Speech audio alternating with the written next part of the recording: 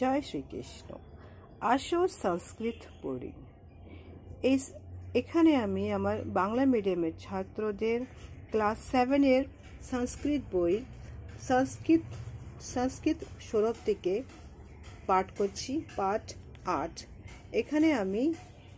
এখানে আমি কারক বিভক্তি প্রয়োগ অষ্টম পাঠের পাঠ করছি। আমরা গত ক্লাসে আমরা পড়েছি কারক কাকে বলে, বিভক্তি কি, এই সবটা জানার পরে আমরা সম্বন্ধ পদ ও সম্বোধন পদ পড়েছি।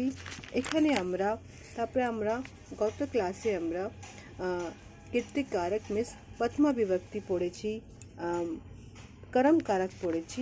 আজকে আমরা পড়ছি করণ কারক তৃতীয়া বিভক্তি।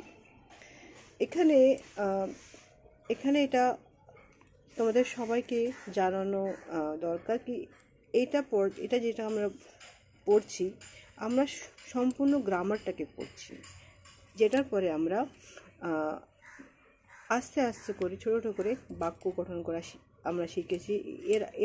এর আগে আমরা টেন্স পড়েছি, সেটাও পড়া হয়ে গেছে, লিট রিট সব পড়েছি আমরা। এখন আমরা কেস, একে ইংলিশে কেস বলা হয়, সেটা আমরা পড়ছি। তৃতীয়া বিভক্তি এখানে যেটা বইতে দেওয়া আছে ডেফিনেশনসটা, বাক্যর ব্যবহৃত ক্রিয়া দ্বারা প্রশ্ন করে উত্তর যেটি পাওয়া যায়, অর্থাৎ ক্রিয়াটি নিষ্পন্ন করার জন্য উপকরণটি পাওয়া যায়, সেটাকে করণ কারক বলে।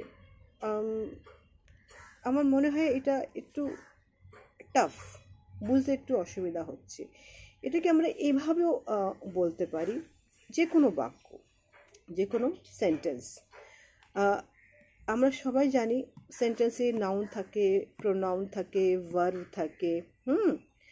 আর ভার্বটা কীভাবে, সেটা ক্রিয়াটা যেভাবে হয় সেটা যেমন হচ্ছে এখানে এক্সাম্পল, এটাকে কিভাবে ক্রিয়াটা নিষ্পাদন হয়ে যায়, এটাকে যার দ্বারা হয়। যেমন সাপোজ এখানে একটা এক্সাম্পল দেওয়া আছে, আমি কলমের দ্বারা লিখি।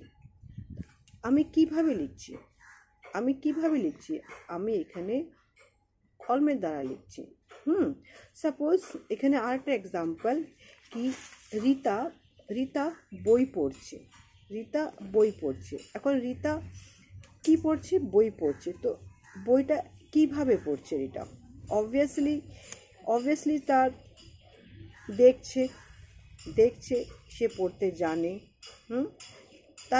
তার ভাষা, তার অক্ষরের জ্ঞান আছে, বর্ণটির জ্ঞান আছে, সে ঠিক মতন দেখছে, বর্ণটির জ্ঞান, তার দ্বারা সে পড়ছে। তার মানে এটা তৃতীয়া বিভক্তি। এটাকে আমরা এইভাবে এটা বুঝলাম কি, ক্রিয়ার দ্বারা যে কোনো উত্তরটি পাওয়া যায়, অর্থাৎ ক্রিয়াটি নিষ্পন্ন করার উপকরণটি। মানে রিতা যখন বইটা পড়ছে, তার বর্ণের জ্ঞান আছে, তার অ্যালফাবেট জানা আছে, তবে তো সে বইটা পড়ছে।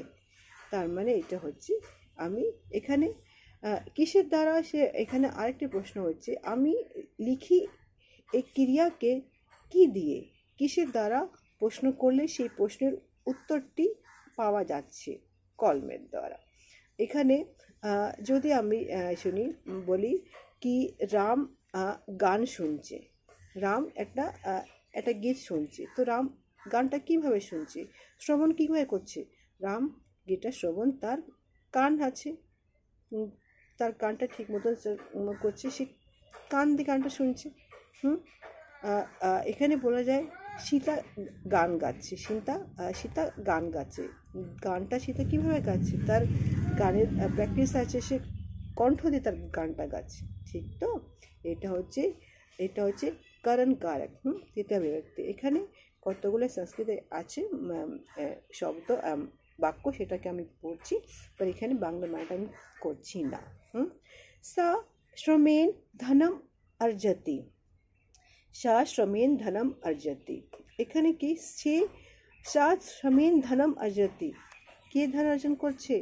ধনম অর্জতি শ্রমেণ, শ্রম দ্বারা ধন এখানে অর্জন করা হচ্ছে। তার মানে এখানে করণ কারকটা কি জিনিস? শ্রমেণ। বালিকা লেখন্যः লিখতি। বালিকা এখানে বালিকা কিভাবে লিখছে? লেখন্যः মানে কলম দিয়ে লিখছে। वयम अत्र सुखेन वसाम विद्याः तुल्यां मित्रां न भवति पादेन खंजः वृद्धा। এখানে পাদেন খঞ্জনা বৃদ্ধা মানে একটা পা, যে বৃদ্ধ সে একটা পা দেওয়া আছে, তার সে হচ্ছে খোড়া। সে খোড়া, এখানে খোড়া যে ওয়ার্ডটা আছে সেটা হচ্ছে বিশেষ্যবাদ। একটা পা, সে এখানে তার একটা পা দিয়ে সে বৃদ্ধা, একটা পা দিয়ে সে খোড়া। छात्रां मासेन व्याकरण पठति मम अर्थेन प्रयोजनं भवति स्वभावेन शान्ताः बालकाः नरां धनेन कुलभवति नृप्तिः चरे पश्यति।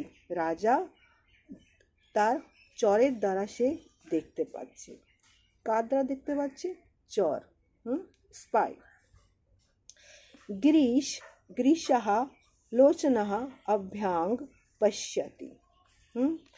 তোমরা আশা করি তোমরা এটা বুঝতে পেরেছো। নেক্সট ক্লাসে আমি সম্প্রদান কারক চতুর্থী বিভক্তি করাবো, তখন যেন তোমরা এটাকে প্র্যাকটিস করো। জয় শ্রীকৃষ্ণ।